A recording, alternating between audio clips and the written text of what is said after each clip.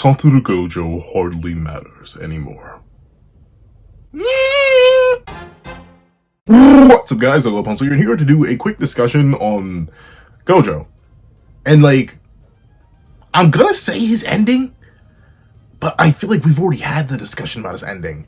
It's just that one line, which has had a couple different translations I do want to tackle. But with that being the case, let's not waste any more time and let's hop right into it. Editing me. Are you ready? 3, 2, 1, go.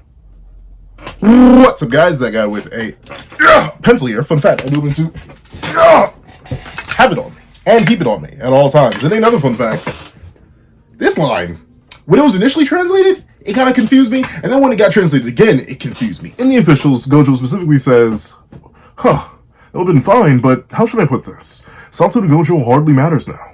What are you talking about? And that was my initial reaction to reading this. But then the previous translation was, haven't we already had enough Satoru Gojo? And that just started making me think about, the character as a whole and their integration into the narrative of Jujutsu Kaisen. And it's weird to say that technically Gojo's right, but at the same time, he's kind of wrong. If you were to just look at Jujutsu Kaisen as a fandom, separated from the manga, you would think Satoru Gojo appeared a lot more. Right? Just based on how heavily he is worshipped, how heavily he is glazed. By me? By others? Heck, I've even seen Sukuna fans. Now the manga's over, slowly but surely, we've been, turning into, a universal glaze fest. For those who haven't fallen off immediately after the manga ended, a lot of people are just, slowly but surely accepting other perspectives well after Gojo vs. Sukuna ended and well after the fandom split between Gojo and Sukuna. Some people switch sides, hey, and some people stayed on the same side, also not hey. But at the same time, a lot of discussion has been going around about Gojo and Sukuna as characters, considering Chapter 271 ends with these two characters, and it really is just a big moment for both of the characters as a whole. But that line just made me think, man, by fandom expectation, he is super important, but in the narrative, what, presence-wise, how much is he really there? In terms of fights, we have Gojo versus Jogo. We have the Sukuna versus Gojo round 1, which lasted, in the manga, barely 5 pages, or, not even a full chapter. And then we had Gojo firing Hollow Purple. Then we had Hidden Inventory. We had Shibuya.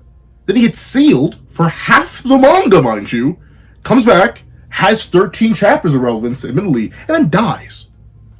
So technically that's a lot. It is a lot, but it doesn't feel like a lot. Once again, maybe this is just me because I'm going through and I'm preparing and scripting and doing a whole bunch of other stuff. But it feels like the message that GEGE was trying to get across with Gojo, especially in that initial translation, but even in this newer translation, doesn't work as well. Because, the whole, it's weird. It's a paradox, right?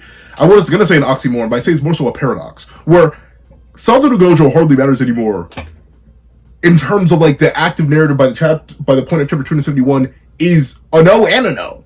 Because the whole story was built around Satoru Gojo as a basis, right? Despite our main character obviously being Yuji Tadori, and you think Yuji Tadori's not the main character, still, after the manga's ended, we're going to have a talk and it won't be too pleasant. But still, while Yuji Tadori is the main character, the basis of the plot was written around this man.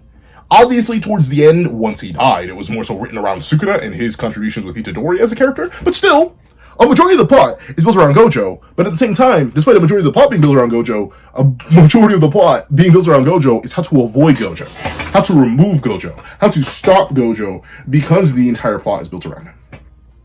Even in his flashback arc, the big point was to remove him, and him specifically to get the Rico, at least in the case of Toji, right? So, Satoru Gojo hardly matters anymore is incorrect on the meta-narrative level, because obviously on the meta-narrative, transcending the narrative type beat, he's the most popular character from JJK, undeniably. I know Sukuna fans. I know Sukuna fans, but still, let's be real, it's Gojo. And then, in narrative, non-meta-narrative, in the narrative, we can't say he hardly matters anymore. Heck, well after his death, we got much more time with Gojo. But at the same time, I'm not sure if that time is enough to say that haven't we had enough. Once again, it's those two translations bouncing back and forth in my head. My brain has deeply internalized the idea of, Satoru Gojo, we've had enough Satoru Gojo already, haven't we? And at the same time, it's bouncing to the idea of Satoru Gojo hardly matters now. Both of those feel wrong. which seems so strange because it doesn't work on any level. Like if I'm tweaking, like unless I'm straight tweaking, no, it doesn't make sense on any singular level. It doesn't make sense on the plot important level because like the whole plot's built around Broski. Like legitimately, despite him not being the strongest character in the manga, I just grabbed him. This fellow right here, he is. Don't get mad if you want. I'm sorry, but he's the strongest character in the manga. Despite him not being the strongest character, he is the plot of JJK kinda. Even though it is Sukuna and Yuji, and it just feels weird to have GEGE say that because once again, I feel like half of this, as much as I like this scene for Gojo and Yuji and how it ends up reflecting upon Yuji and leading to this nice beautiful moment where Yuji ends up becoming the new Gojo. Like I like it on a character level, just like it doesn't make sense. And then especially it doesn't make sense because of the character level, because Satoru Gojo hardly matters anymore. Why is Yuji quoting him? And if we've had enough, why are we getting more? Like that's the thing. It doesn't make sense on any level. It's kind of like I was watching Regular Pat's recent video on the like bad worst Kingdom Hearts lines, and there was one line he was talking about. I think it was like Axel. Like, Axel had said something in DDD. It was like just on a writing level wrong. And I think this is what that is for me. Like he got real mad at that. I'm getting real mad at this because it doesn't make sense at all. Because he matters a whole lot. He's the most impactful character in the manga. And he's so impactful that literally a year after his death, we're still getting more scenes. And a character, our main character, is forcefully emulating him by the end of it all. Like he matters too much. Like, darn near. He matters too much for a character who's been god-wrapped the manga. And like, I think it hits me so hard and it bothers me so much because we have a character who we really didn't get enough of and hardly matters anymore. I'm sorry, no Power fans, but it's her. Like, if I'm being completely honest, she's the character that didn't get enough time for one and hardly matters. I mean, she cooked. She was necessary for where she was. But you can literally just say Sukuna didn't get his domain back. And then boom, she doesn't even need to be back. So like, we have that. We have Nobara. So to hear Gojo say it feels weird. It feels off. Like, once again, a lot of the back chunk of JJK, which I'll go more into in depth in other videos, feels like GEGE like hitting me with a smoke screen, like trying to gaslight me. This one feels like heavy gaslighting. Like, it feels like GEGE is expressing their feelings on writing Gojo as a character in the narrative of Jujutsu Kaisen, in the sense that he hardly But then again, that still doesn't make sense. Because like, if it's GEGE speaking, why include Gojo at all? Well, after his death, we had more time with Gojo after he was dead and after he was unsealed and in flashbacks than we ever had, broski, throughout the entire run from his sealing to his unsealing. So he can't hardly matter anymore, and we haven't really had enough of him, which is crazy. He did so much, the entire plot is built around him, but time-wise, I feel like we didn't have enough. I don't know. I just want to get my grievances out about that in like just one random little bit. Please, tell me what you guys think. Do you guys think I'm nuts? Do you guys think I'm crazy? This wouldn't be the first time I've been absolutely insane. But please let me know in the comment section down below. If you guys whole way to the end of this video, like I said, it was a quick video. It literally is just my umbrage with this one line, because I really like the rest of chapter 271. It's my umbrage with this one line that's like itching and scratching in the back of my head. But with being the case, if you had all the way to the end of this video, please do me a favor and leave factually incorrect. Leave factually incorrect. If you want to know how to spell that, type it in and get the red line. But factually, as in the word factually, incorrect, as in wrong, in the comment section down below. I just thank you so much for watching.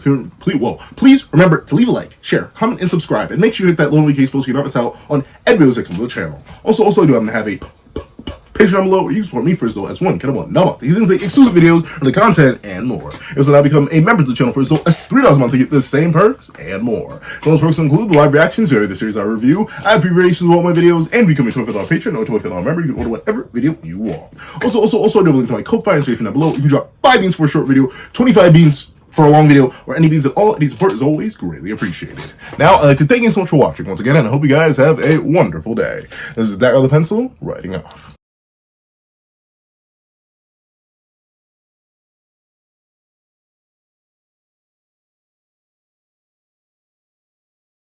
I'd like to give a thank you to our $3 members: Zara, Greyhound, Eternal Flame, NMA, Real Rare, Red Wolf 4765, Astro, Brandon Payne, G Prosper, and Glacier XZ. And I'd like to give a thank you to our $5 patrons: Midnight Lord 21, Kevin Encarnacion, Sean, Igneal Lind, and A+A.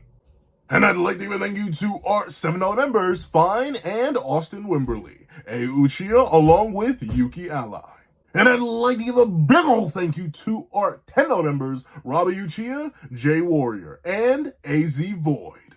And I'd like to give a thank you to our $10 patrons, Overlord Zero, Joaquin Munoz, and Idemo Kami.